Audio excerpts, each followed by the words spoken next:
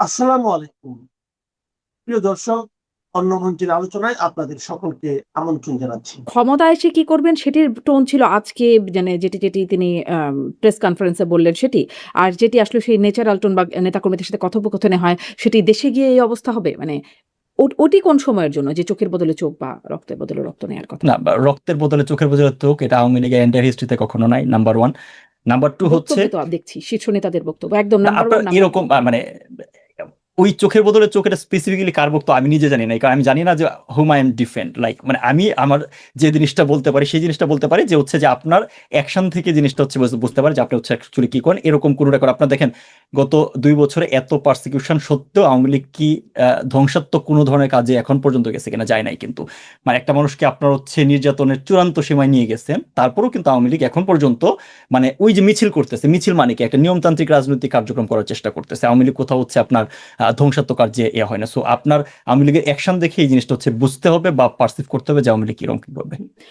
মানে আপনি বলছিলেন যে আপনি আসলে বুঝতে পারছেন না যে আপনি কাকে ডিফেন্ড করেন। আপনি কি ওবায়দুল কাদেরের কথাটা শুনেছেন যে আমি শপথ আর আমি যে বললাম যে আমি ওটা স্পেসিফিক্যালি শুনি না, এই কারণে বললাম যে আমি আচ্ছা। ওটা মানে ওই আপনি চোখের কি বোধহয় চোখ এই ওদের ভাষাটা বাড়িঘর আমি নাই? নিজে শুনি না। আপনি কি রাস্তা তৈরি করে বাড়িঘর বানাইছে? যে আছে তো নেত্রী, আপনি যেরকম দয়ালু আমরাও সেইভাবে না, দয়ালু আর ছিলাম। দয়ালু হওয়া যাবে না, আর দয়ালু হবে না, আর না। জি আমি সব জি দয়ালু নেত্রী, করে দিচ্ছি। জি আমার নেত্রী, নেতা কর্মীদের ইনশাল্লাহ। গায়ে যে হাত দিছে, ওই যে কোরআন শরীফ বলছে না, সমানে সমান, জি হাতের জি মধ্যে হাত, চোখের মধ্যে চোখ, ওইটা অনুসরণ করবো, ভুলে যেও না। ডক্টর ইউনূস আমলের কথা বলছেন, তারেক জিয়া সরকারের কথা বলছেন। তারা কি আসলে এটার জন্য মানে সরি ফিল করে কিনা বা তারা এক সাইডের কিলিংকে লিগালাইজ করেছেন, আরেক সাইডকে বলা হচ্ছে ক্ষমা চাইতে। তারা ইন্ডেমনিটি তুলে নিলে আওয়ামী লীগ নেতাদের মুক্তি দিলে ইত্যাদি কিছু শর্ত হলে তিনি বলছেন যে আওয়ামী লীগ ক্ষমা চাইবে বা আ মানে অ্যাপোলজির কথা তিনি বলছেন। সজীব ওয়াজেদ জয়। আমি আসলে এই প্রশ্নটা আপনার কাছে করতে চাই যে আ ডক্টর ইউনূসের সরকার কি করলো বা তারেক রহমানের সরকার কি করলো? তারা ক্ষমা চাইলো কিনা বা তারা কি অন্যায়, ভুল, অপরাধ করলো? তার সাথে কি আসলে আপনাদেরটার সম্পর্ক কি? বা আওয়ামী লীগের সম্পর্ক কি? যদি আওয়ামী লীগের অপরাধ, ব্যর্থতা, ভুল যা থাকে যার কারণে এতগুলো মানুষের প্রাণহানি হয়েছে, তাদের কাছে ক্ষমা চাইবে বা জনগণের কাছে বা রিগ্রেট করবে, অনুশোচনা করবে। ডক্টর ইউনূস কি করলেন, তারেক রহমান কি করলেন তার সাথে কেন সম্পর্কিত? আপা দেখেন, প্রথমত বিষয়টা হচ্ছে যে আপনি জিনিসটা জনগণের কাছে রিগ্রেট করা বা জনগণের কাছে তার এপিল তুলে ধরা, এই কথাটা নেত্রী একাধিক আগেও একটা ইন্টারভিউ বলেছে, একাধিকবার বলা হচ্ছে। এবং আওয়ামী লীগের বিভিন্ন আপনার প্রোগ্রামে হচ্ছে আওয়ামী লীগের বেশ কয়েকজন নেতা এসে বলছে যে আমরা যা বলার আমরা জনগণের কাছে বলবো। সেটা হচ্ছে পলিটিক্যাল জায়গা থেকে তাদের ওবায়দুল কাদেরই আপিল। আর বলেছেন, আপনি হ্যাঁ। যদি আপনি যদি ইয়ার কথা বলেন, কিলিং এর কথা বলেন, সো ওই জিনিসটা সম্পূর্ণ লিগাল একটা ম্যাটার। এখন কেন বলছি, দুনিয়ার যে কোনো লিগ্যাল স্ট্রাকচারে কিলিং বা যে কোনো আপনার হচ্ছে ক্রাইমের সবচেয়ে গুরুত্বপূর্ণ ব্যাপার হচ্ছে আপনার অন্যতম গুরুত্বপূর্ণ ব্যাপার আপনি যখন এটা বিচারিক প্রক্রিয়ার মাঝে নিবেন, সেটা হচ্ছে আপনার প্লেস অফ অকারেন্স, অর্থাৎ কোন জায়গায় ঘটনাটা ঘটেছে। আপনার আহ, আপনি পুলিশ থানা পুরাইতে যাবেন, সেখানে পুলিশ আত্মরক্ষার্থে ফায়ার ওপেন করবে, সেটা তাদের কনস্টিটিউশনাল রাইট, সেটা তাদের হচ্ছে আপনার দেয়ার মানে প্রিপেয়ার ফর দিস, এটা তাদের জন্য তৈরি করা হয়েছে, তারা নিজেদের প্রোটেক্ট করতে পারে, রাষ্ট্র প্রোটেক্ট করবে। সো আপনি অ্যাজ এ হোল, আর ইউএন বলছে 1400 কিলিং, অনেক চেষ্টা করে ইউনুস গভর্নমেন্ট 850 তালিকা তৈরি করেছে। এক্স্যাক্টলি এই 850 মাঝে 350 কিলিং মানে অন রেকর্ড আমাদের কাছে ডেটা আছে, যেটা ঘটেছে 5 আগস্টে পরে, এবং সেটা কেউই কিন্তু হচ্ছে আওয়ামী লীগ না, মানে যারা যাদেরকে জুলাই শহীদ বানিয়েছে।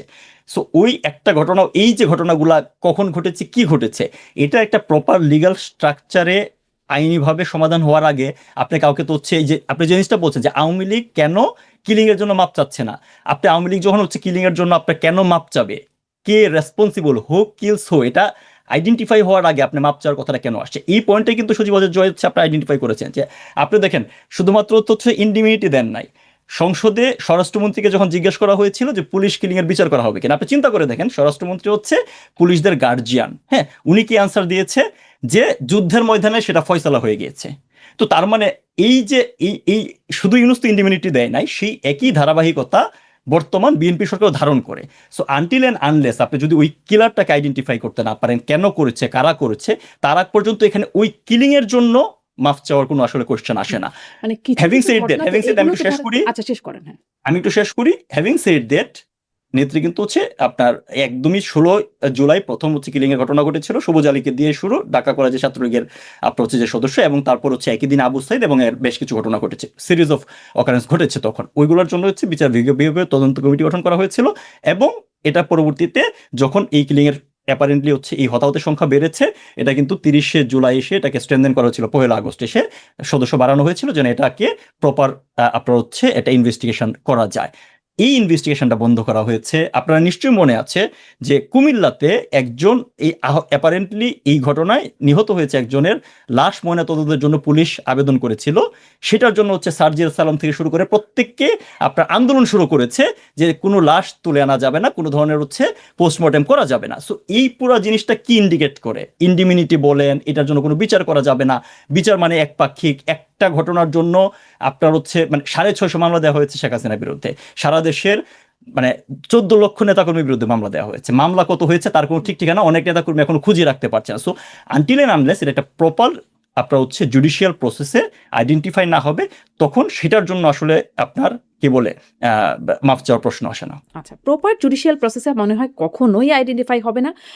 মানে এই সময় আপনাদের সময়েও হিউম্যান রাইটস ওয়াচ, মানে আওয়ামী লীগের সময়কার কথা বলছি, তখনও আসলে এই আইসিটির কর্মকাণ্ডের উপরে আন্তর্জাতিক সংস্থাগুলো তখনও তারা ভরসা রাখতো না, তখনও নানান রকম আপত্তির কথা জানাতো, এখনও জানিয়ে যাচ্ছে, মানে এটা আন্তর্জাতিক সংস্থাগুলোর কথা বলছি।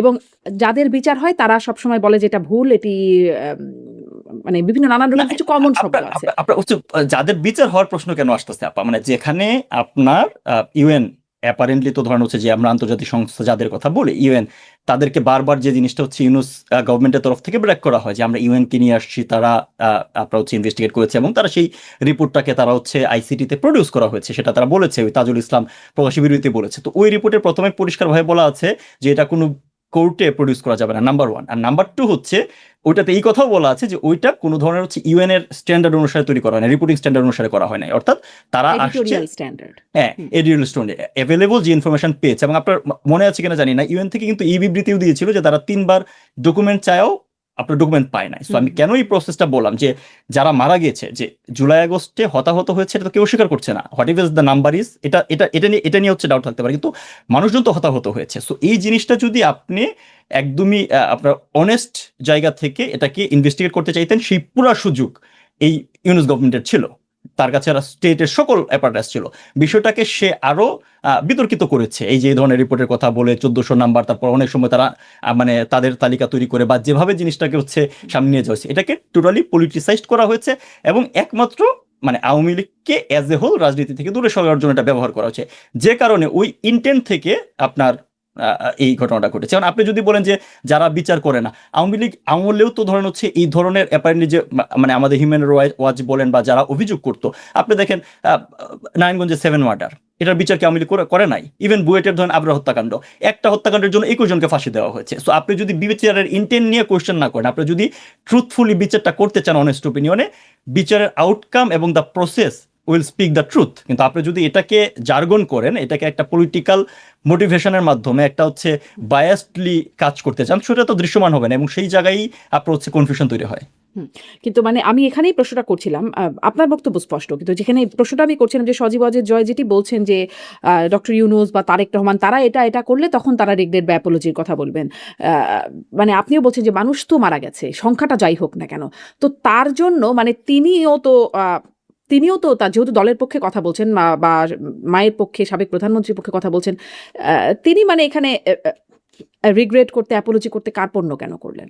না আপনি আবার আমরা হচ্ছে এক জায়গায় ঘুরপাক খাচ্ছি যে আনটিল এন্ড আনলেস ধরেন আমি রিগ্রেট করা, আপনি যদি বলেন যে আমরা রিগ্রেট করতেছি ফর দ্য কিলিং, এই কিলিং এর জন্য তো আওয়ামী লীগ দায়ী না, that is the very much clear, আপনাকে এটা বুঝতে হবে। এখন কেন দায়ী না? আপনার হচ্ছে কোনো পর্যায়ে আপনার ল এনফোর্সমেন্ট এজেন্সি একমাত্র কি হতে পারে, মানে এই পুরো ঘটনা আমি তো আগে ব্যাখ্যা করলাম যে আপনি থানা পুরাইতে গেছেন, আপনি হচ্ছে মেট্রো রেল পুরাইতে গেছেন, একটা ঘটনা একদম গণমাধ্যমে আমরা দেখেছি বা এখনো ভাইরাল, যে একদম পুলিশ পয়েন্ট ব্ল্যাঙ্ক গুলি করে মারছে, বা ইয়ামিনকে কিভাবে এপিসি থেকে হ্যাঁ মানে এরকম শোনা, এটাই তো বললাম যে আমি ওই পয়েন্টে আসছি যে এই জিনিসটা হইতে পারে যে পুলিশ বা ল এনফোর্সমেন্ট এজেন্সি স্পেসিফিক পয়েন্টে তারা মাত্রাতিরিক্ত বল প্রয়োগ করেছে কিনা। মাত্রাতিরিক্ত বল মানে কি, তারা বিয়ন্ড তাদের হচ্ছে যে আপনার কনস্টিটিউশনাল যে সুযোগ আছে যে তারা আপনার ফায়ার ওপেন করলে কোন জায়গায় করতে পারে, কি ধরনের ফায়ার ওপেন করা দরকার, সেই জায়গায় ভায়োলেট করেছে কিনা, সেই বিচার যারা করেছে সেটা স্পেসিফিক ওই ব্যক্তি দায়ী, অপরাধ তো কোনো সংগঠন করেন। আপনারা বারবার একটা জিনিস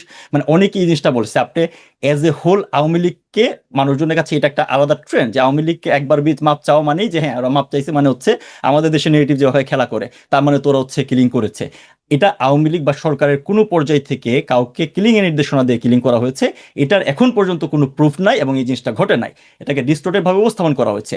কিন্তু ধরুন দেশের মানুষজন 2 বছর ধরে সাফারিং করছে না যে পরিমাণ সাফারিং এর ভিতর দিয়ে গিয়েছে, হ্যাঁ, সেটার জন্য আওয়ামী লীগ তার জায়গা থেকে মানুষজনের প্রতি কতটুকু সিম্পেথি হবে। এবং দিন শেষে আওয়ামী লীগকে ধরেন যখন আপনার রাজনীতি তো হচ্ছে মানুষের জন্য, আওয়ামী লীগকে তার রাজনৈতিক ময়দানে ভোটের রাজনীতিতে আসতে হলে মানুষজনের সাথে তার সেই কমিউনিকেশন তৈরি করতেই হবে এবং সেটা আওয়ামী লীগ করবে অন টাইম। কিন্তু আপনারা যদি দোষারোপ করে সেটার হচ্ছে জোরপূর্বক মাফ বা ক্ষমা চাওয়া, সেটার জন্য হচ্ছে আমি ব্যক্তিগতভাবে আমার ওপিনিয়ন, মানে আমি মনে আপনি করি মনে না যে করেন সেটার এখানে জন্য আওয়ামী মাফ লীগকে চাওয়া। দোষারোপ করার কিছু নাই? কোনটা? মানে এই যে ঘটনাগুলো, এতগুলো হত্যাকাণ্ড হলো বা এতগুলো মানুষের প্রাণহানি হলো, আওয়ামী লীগকে দোষারোপ করার কিছু নাই? দলীয় ভাবে আপনি হচ্ছে আওয়ামী লীগকে এখানে কোন পর্যায়ে দোষারোপ করবেন, জাস্ট আপনি আপনার লজিকটা সরকার বলেন যে প্রধান, কেন। সরকারকে, আওয়ামী লীগ সরকার যদি বলি, আওয়ামী লীগ দলকে না বলে যদি সরকারকে বলি। সরকার বলেন, হ্যাঁ। সো আপনার সরকার কিলিং এর জন্য দায়ী হয় না। আমি আবারও বলছি এই জিনিসটা, যেহেতু আমি হচ্ছে আপনার ল এনফোর্সমেন্ট রিলেটেড জায়গায় আমি কাজ করেছি, আপনাকে এই জিনিসটা সরকার বুঝতে হবে। প্রধান, যদি স্বরাষ্ট্রমন্ত্রী যারা আমি কামিং অথরিটি ইনটু ইট, তাদেরকে। আমি কামিং ইনটু ইট আপু। আজকে সরকার প্রধান যদি আপনি দুনিয়ার যে কোনো জায়গায় সরকার প্রধানকে নির্বাহী প্রধান হিসেবে কাজ করে, আইদার প্রাইম মানে আমেরিকাতে প্রেসিডেন্ট, বাংলাদেশে ধরেন হচ্ছে প্রাইম মিনিস্টার।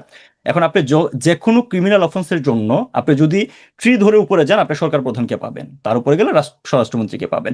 বাংলাদেশে গত এই দীর্ঘ সময় ধরে যতগুলা 2 বছর ধরে আর কি, যদি অ্যাপারেন্টলি 2 বছর হয়ে গেছে, 2 বছর জন্য যতগুলা কিলিং হয়েছে এই প্রত্যেকটা কিলিং এর জন্য তাহলে ইউনূস দায়ী। বর্তমানে যেগুলো হচ্ছে তার এই যে গত পরশুদিন যুবলীগের এক ছেলেকে, এটা তো দৃশ্যমান, আপা এই অনলাইনে আসছে, আপনি যেহেতু ভেরি মাচ না, অ্যাওয়্যার অনলাইনে, যে আপনি জানেন। তখন আমরা দেখতাম যেটা, যে শেখ হাসিনা সবকিছু তার নির্দেশনায় হতো। মানে ইভেন মানুষের মানে এমনটাও বলতো যে মানুষের বাথরুমের কল নষ্ট হয়ে গেলেও মাননীয় প্রধানমন্ত্রীর কাছে আবেদন, ছেলে মারা গেছে মাননীয় প্রধানমন্ত্রীর কাছে আবেদন, বিচার চাই মাননীয় প্রধানমন্ত্রীর কাছে। সবকিছুই যখন মাননীয় প্রধানমন্ত্রী কেন্দ্রিক ছিল, ফলে দায়টা কেন সেখানে গিয়ে পড়তো না?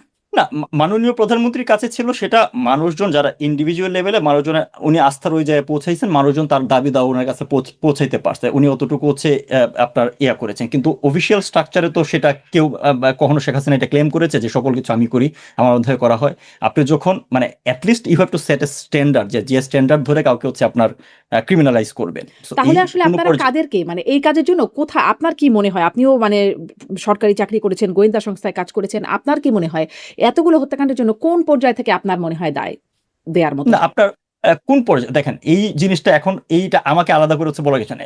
দায় যদি আপনি বলেন as a whole, intelligence failure maybe there, যারা ইন্টেলিজেন্স ফেলিওর, যে জিনিসটা হচ্ছে কোন পর্যায়ে আছে, ইন্টেলিজেন্স ফেলিওর কোন জায়গায় হয়েছে, যে এই আন্দোলনটা শুরু থেকেই যে একটা আপনার কি বলে মানে ইউনুসের কথায় আমি যাচ্ছি না, মেটিকুলাস ডিজাইন না, বাট এই আন্দোলনের যে ক্যারেক্টারটা ছিল, মানে অ্যাপারেন্টলি জুলাইয়ের আগে থেকে শুরু করে যেভাবে জিনিসটা হচ্ছে আপনার সামনের দিকে এগিয়েছে গ্রাজুয়ালি, সেটা যে আসলে হচ্ছে কোনো কোটার আন্দোলন না, সেটা যে সরাসরি হচ্ছে একটা পলিটিক্যাল ইনসিডেন্ট। এবং এই পলিটিক্যাল ইনসিডেন্টকে সফল করার জন্য যে হচ্ছে এখানকার অ্যাক্টররা অ্যাক্টিভ হবে, ভেস্টেড ইন্টারেস্টেড গ্রুপগুলা, তারা এবং রাজনীতির ময়দানে সবচেয়ে গুরুত্বপূর্ণ হচ্ছে লাশ, এবং সেটা তারা এনশিওর করবে, সেই জিনিসটা কমবেট করার জন্য ইন্টেল ব্যর্থতা থাকতে পারে, সেখানে আরো কাজ করার সুযোগ ছিল। আমি যদি সরকারি জায়গা থেকে বলে আমি সেটা বলবো, ওই ব্যর্থতার জায়গা ছিল। কিন্তু যদি আপনি কিলিং এর কথা বলেন যে কে দায়ী, আমি তো বললাম যে এই দায়টা তো আপনার অ্যাবসলিউটলি খুঁজে বের করার জন্য হচ্ছে একটা ইনভেস্টিগেশন দরকার। আপনি বলতে পারেন যে আসলে কোনো ইনভেস্টিগেশন তো নিরপেক্ষ না, কিন্তু ক্লিয়ারলি কোনো না কোনো জায়গায়, একটা জায়গায় হচ্ছে আমাদের তো আসলে হচ্ছে সেটটা করতে হবে, যে জিনিসটা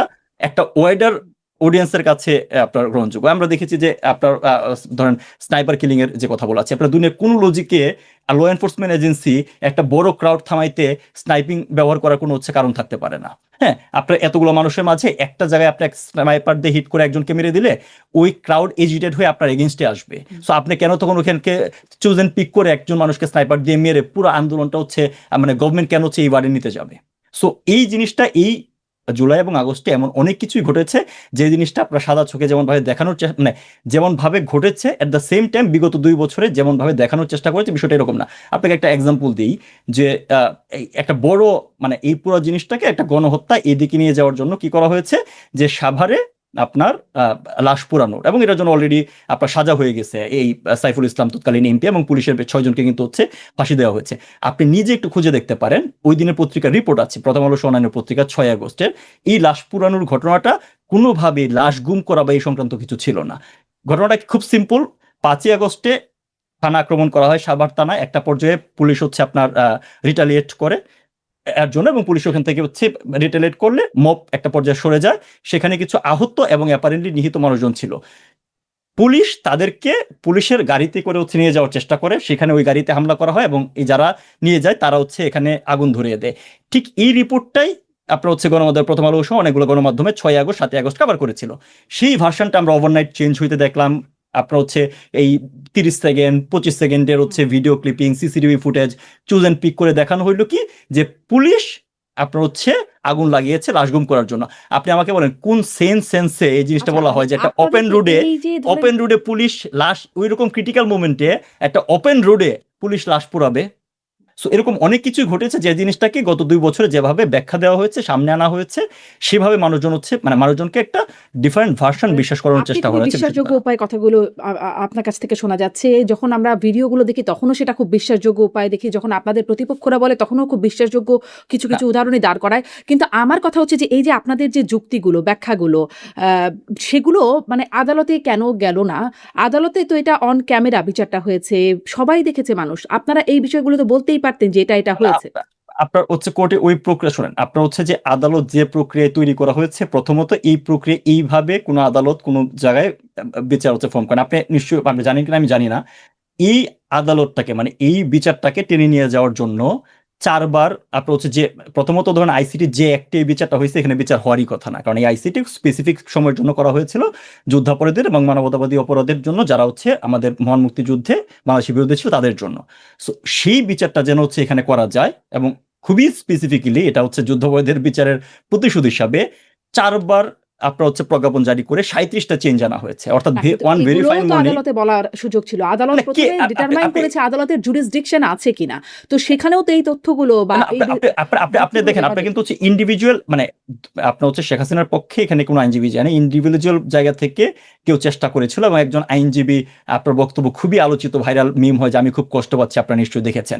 আমার পয়েন্টটা খুব সিম্পল, আপনি যদি আদালতের ফরমেশন দেখেন যে বিচারকদের দিয়ে আদালত করা হয়েছে, তাদের কোনোদিন হাইকোর্টে কোনো ধরনের হচ্ছে কোর্ট বিচার করার হচ্ছে কোনো এক্সপিরিয়েন্স নাই। জেলা জজ কোর্ট থেকে ওনাকে হচ্ছে এই আপনার হচ্ছে এরকম সুপ্রিম কোর্টের বিচারপতির মর্যাদায় হচ্ছে এখানে বিচারক বানানো হয়েছে।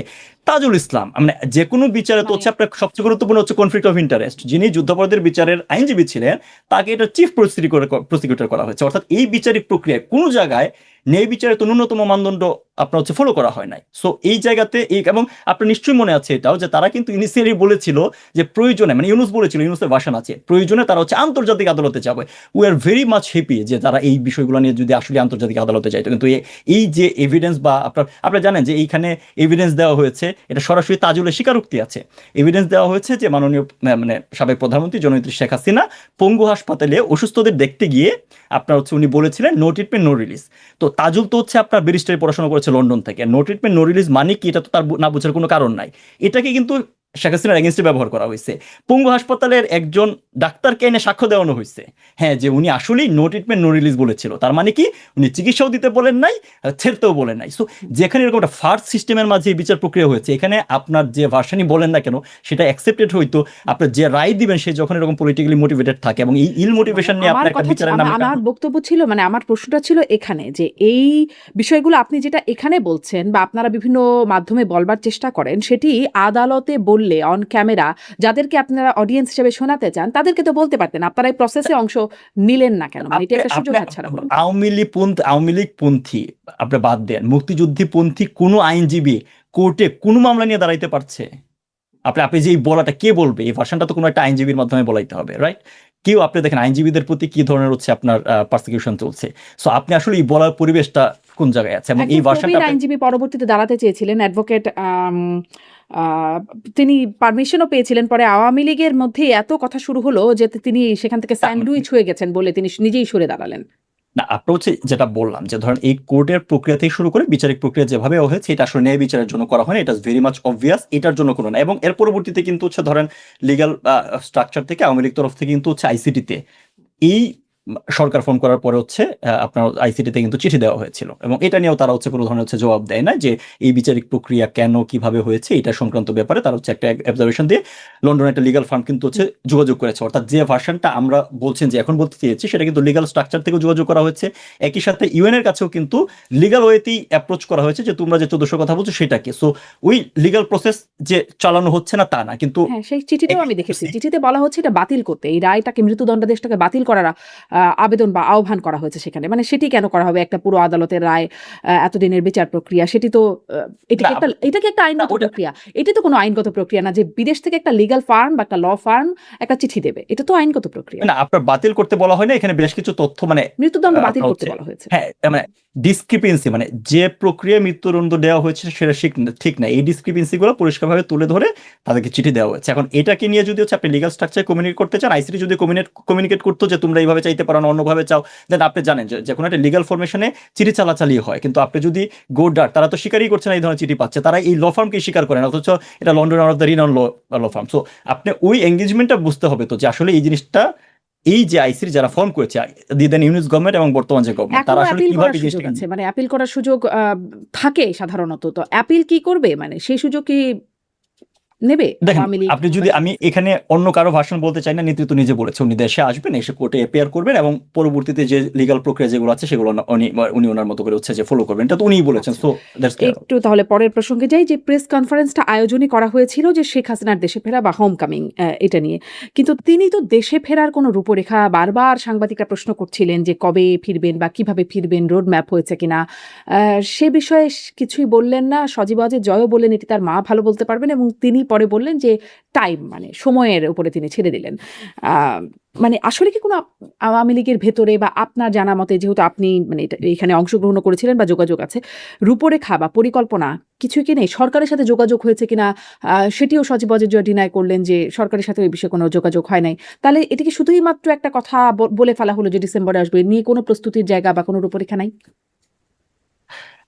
এটার জবাব কিন্তু হচ্ছে নেতৃত্ব দিয়েছে যে রূপরেখা যখন সময় আসবে তখন হচ্ছে জানানো হবে। সো মানে আমার মনে হয় তো এটা ডিসেম্বর তো আর মাত্র 5 মাস। So gradually things will happen over the time. আজকে ধরেন সংবাদ সম্মেলনের পরবর্তীতে এই জিনিসটা ততটুকু সময় আমাদের অপেক্ষা করা দরকার, কারণ এই আনসারটা খুব স্পেসিফিক্যালি উনি বলেছে যখন সময় হবে ডেট, টাইম এবং ফার্দার যে স্ট্রাকচার রূপরেখা সেগুলো হচ্ছে সামনে আসবে। সো এটা তো খুব বেশি দিন সময়ের ব্যাপার না, ইটস লাইক আগস্টের আজকে 5 তারিখ, অ্যানাদার ম্যাটার অফ আপনার হচ্ছে 4 মান্থস। সো আমরা অতটুকু অপেক্ষা করি। সব নেতাকর্মীরাও, তিনি বলছেন, মানে যেটি জানা যাচ্ছিল যে নেতাকর্মীরাও তার সাথে ফিরবেন।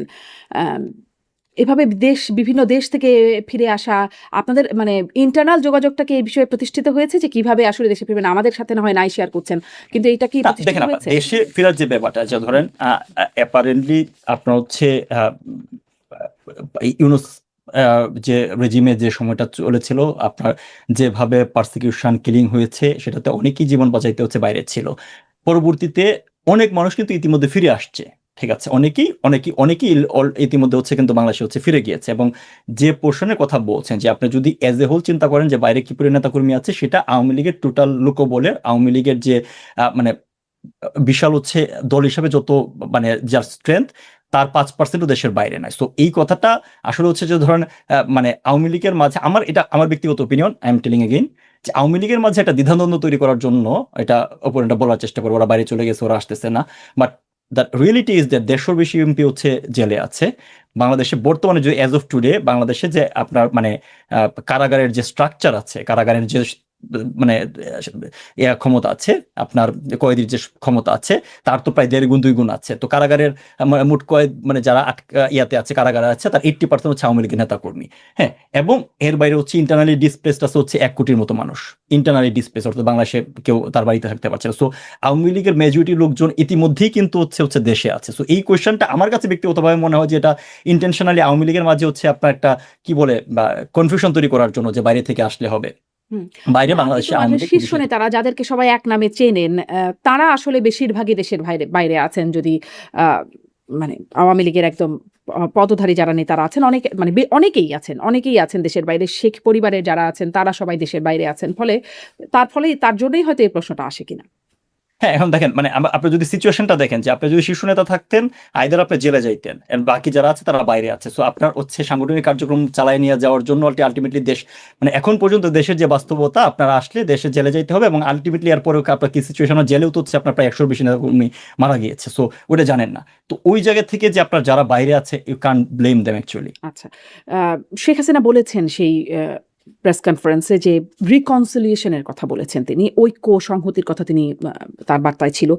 এবং আমরা দেখলাম সাবেক মন্ত্রী মহিবুল হাসান চৌধুরী নওফেল, তিনিও বলছেন যে প্রতিশোধ নয়, ন্যায় বিচার সেটির কথা বলছেন। কিন্তু ধরেন ওই যে আপনি বলছেন যে, যেই ফোনালাপগুলো শোনা যাচ্ছে, যেটা টোন ন্যাচারাল টোন বলে আপনিও বলছিলেন যে, সেই টোনের ফোনালাপগুলোতে শোনা যাচ্ছে একদম শেখ হাসিনাকে শোনা যাচ্ছে যে তিনি বলছেন আম মানে যা আলতাফ হোসেন তার কথা উল্লেখ করে বলছেন, বাড়িঘর নাই, তার বাড়িঘর নাই, হাতের বদলে হাত, চোখের বদলে চোখ অনুসরণ করতে বলছেন, ভুলে যেতে মানা করছেন। কোরআন শরীফের কথাও বলছেন যে, কোরআনে বলছেন সমানে সমান। ওবায়দুল কাদের তিনিও একটা ভার্চুয়াল সভায় বললেন যে, চোখের বদলে চোখ, ভায়োলেন্সের বদলে ভায়োলেন্স, এবং তিনি শপথ নিলেন রীতিমতো। আওয়ামী লীগের একটা ভার্চুয়াল সমাবেশে শপথ নিলেন, এবং আমরা দেখলাম মোফাজ্জল হোসেন চৌধুরী মায়া তিনিও বলছেন ফাঁসির বদলে ফাঁসি, চোখের বদলে চোখ, প্রতিশোধ নিতে হবে। কোনটি আসল বক্তব্য বা কোনটি আসল চেহারা? ওটা কি ন্যাচারাল টোন ওটাই বেশি ঠিক নাকি? না আপনার দেখেন মাননীয় প্রধানমন্ত্রী, সাবেক প্রধানমন্ত্রী জননেত্রী শেখ হাসিনা যখন হচ্ছে আপনার দায় মুক্তি প্রোগ্রামগুলো করেন, আমি জানি না আপনি শুনেছেন কিনা কোনো একটা প্রোগ্রামে, মানে হচ্ছে এজ এ হোল দেখেছেন যে এখানে মাঝে মাঝে এমন কিছু মাঝে মাঝে না প্রায়শই এমন কিছু করুণ কাহিনী, করুণ নির্যাতনের বক্তব্য সামনে আসে যেটা আসলে কোনো স্বাভাবিক মানুষের জন্য টলারেট করা কঠিন। মানে আওয়ামী লীগের নেতাকর্মীরা বিগত 2 বছর ধরে কিসের ভিতর দিয়ে যাচ্ছে এটা মানে আনএক্সপ্লেনেবল, এবং এটা একটা লিটারেলি একটা পলিটিক্যাল জিনোসাইডের ভিতর দিয়ে যাচ্ছে। সো ওই সময়ে আপনার কর্মীদের সাথে যখন ইন্টারাকশন করবেন, এটার সময় অনেক ভার্সন হয়। সো আপনাকে দেখতে হবে, আপনি জিনিসটা বলছেন কোনটা রিয়েল ভার্সন, আপনাকে দেখতে হবে যে আওয়ামী লীগ তার হিস্ট্রিতে কখনো এই প্রতিশোধ পরায়ণতা, হিংস্রতা এটার দিকে গিয়েছে কিনা। বঙ্গবন্ধু, জাতির পিতা বঙ্গবন্ধু শেখ মুজিবুর রহমানের বিচার করতে আওয়ামী লীগ কতদিন সময় নিয়েছে, কি প্রসেস ফলো করেছে, যুদ্ধাপরাধীর বিচার করতে আওয়ামী লীগ কি প্রসেস ফলো করেছে, কতটুকু সময় নিয়েছে। সো আওয়ামী লীগকে যদি শাসন ক্ষমতা আওয়ামী লীগ কেমন সেটার ট্র্যাক রেকর্ড জননেত্রী শেখ হাসিনা তার 5 বার শাসন ক্ষমতায় দেখিয়েছেন। কিন্তু এটা তো দেখা যায় না, এরকম গণঅভ্যুত্থান বা আন্দোলনের মুখে পতন এরকম তো আওয়ামী লীগের ক্ষেত্রে দেখা যায় না, যেটি আসলে না আপনার হচ্ছে আপনার এটা যেমন দেখা যায় না, এটা আমি আবারও বলছি যে আমি কোন পয়েন্টটা বলছি যে আপনার অনেক সময় ধরুন হচ্ছে এই যে ভার্সনের কথাগুলো বলছেন, যে যখন কর্মীদের সাথে কথা বলার সময় এমন অনেক আবেগতাড়িত সিচুয়েশন তৈরি হয়, আউট অফ দ্য কনটেক্সট অনেকগুলো বলা যায়, এবং যে জিনিসটা বলেন এটা যখন হচ্ছে যে অতটুকু অংশ যারা, যে এটা অনেক রকম হচ্ছে মনে হতে পারে, কিন্তু আপনি জাতির পিতা বঙ্গবন্ধু শেখ মুজিব, বঙ্গবন্ধু মানে জননেত্রী শেখ হাসিনা তার পুরা পরিবারকে এক রাতে হারিয়েছেন। আপনি এর থেকে বড় নৃশংসতা তো ওনার হচ্ছে কিছু হইতে পারে না। আপনি